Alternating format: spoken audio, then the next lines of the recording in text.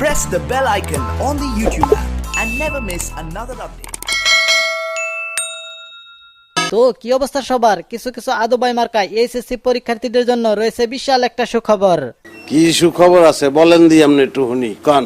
এইবার এইচএসসি পরীক্ষা হবে না, জেএসসি এবং এসএসসি পরীক্ষার রেজাল্টের ভিত্তিতেই এইচএসসি পরীক্ষার রেজাল্ট হবে। কথা সত্য। খবরটা শুনে ভালোই লাগলো, বিশাল একটা উপকার করলো শিক্ষামন্ত্রী। তোর তো বিশাল বড় উপকার হলো, কিন্তু বিশাল বড় ক্ষতি হলো মিষ্টি বিক্রেতাদের। এইচএসসি পরীক্ষার প্রশ্ন আউটের জন্য স্টুককে অগ্রিম 5,000 টাকা দিয়ে রাখছি। এখন আমার এই টাকার কি হবে? টাকার চিন্তা বাদ দাও, তোমার সেই 5,000 টাকা এখন টয়লেটের ভিতরে।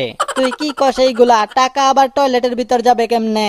তোর টাকা দিয়ে আমি মাল পানি কিনা খাইছি, পরে সেইগুলা টয়লেটে নির্গমন করছি।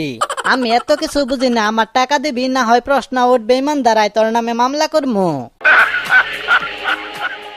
জেএসসি এসএসসি তে খারাপ করার পর এইচএসসি তে ভালো করার জন্য 2 বছর কঠোর পরিশ্রম করলাম, কিন্তু এখন আমার কি হবে? ভাই কষ্ট নিয়েন না, সামনে ভালো কিছু হবে। আরে কষ্ট নিব না মানে? টানা 2 বছর 2 মন ওজনের হিসাব বিজ্ঞান বই কান্দে নিয়ে প্রাইভেট শিক্ষকের পিছনে আমি দৌড়াইছি। দিন রাত 24 ঘন্টা পড়াশোনা করছি, বিনিময়ে আমি এই প্রতিদান পেলাম।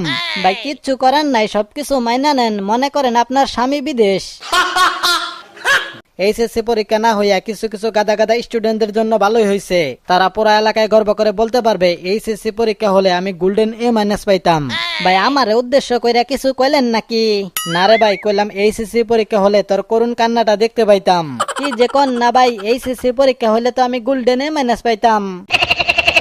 যাই হোক, এইচএসসি পরীক্ষা না হওয়ার কারণে আমি শ্বশুর বাড়ির প্রাপ্য মর্যাদাটুকু হারাইলাম। কোন কথা বলতে গেলেই ধমক দিয়ে বলবে চুপ করো, তুমি পরীক্ষা ছাড়াই পাশ করার ছাত্র।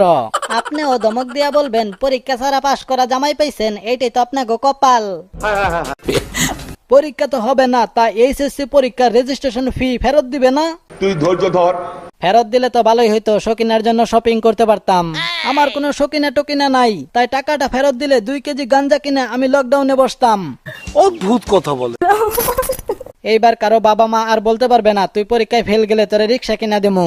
এই জন্য দুর্বল দুর্বল শিক্ষার্থীদের পক্ষ থেকে শিক্ষামন্ত্রীকে ধন্যবাদ দেওয়া উচিত। এতে ধন্যবাদ দেওয়া কি আছে? দীপু মনি তো জেএসসি আর এসএসসি রেজাল্টের ভিত্তিতে এইচএসসি রেজাল্ট বানাবে। নুরুল কাকু হলে যে কি করতো আল্লাহই ভালো জানে। আমার তো মনে হয় নুরুল কাকু থাকলে শিক্ষার্থীদের বয়স তাদের বাবা মায়ের বয়সের সাথে ক্যালকুলেশন করে এইচএসসি রেজাল্ট বের করতো।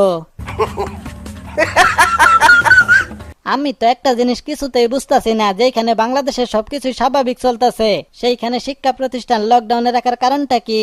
তোকে বুঝতে হবে, শিক্ষাই জাতির মেরুদণ্ড। আজকের ছাত্রছাত্রী আগামী দিনের ভবিষ্যৎ। সরকার চায় শিক্ষার্থীদের যাতে কোনো ক্ষতি না হয়, সেই জন্য শিক্ষা প্রতিষ্ঠান লকডাউনে রাখছে। পরীক্ষার চাইতে একজন শিক্ষার্থীর জীবন অনেক বেশি মূল্যবান। বেঁচে থাকলে মেধাবীরা যে কোনো সেক্টরে ভালো কিছু করতে পারবে। জি স্যার। যাই হোক, তো আজকের মতো এখানেই বিদায় নিচ্ছি। ভিডিওটি ভালো লাগলে লাইক কমেন্ট শেয়ার করবেন আর চ্যানেলটি অবশ্যই সাবস্ক্রাইব করবেন। তো দেখা হবে পরের কোনো মজার ভিডিওতে। তত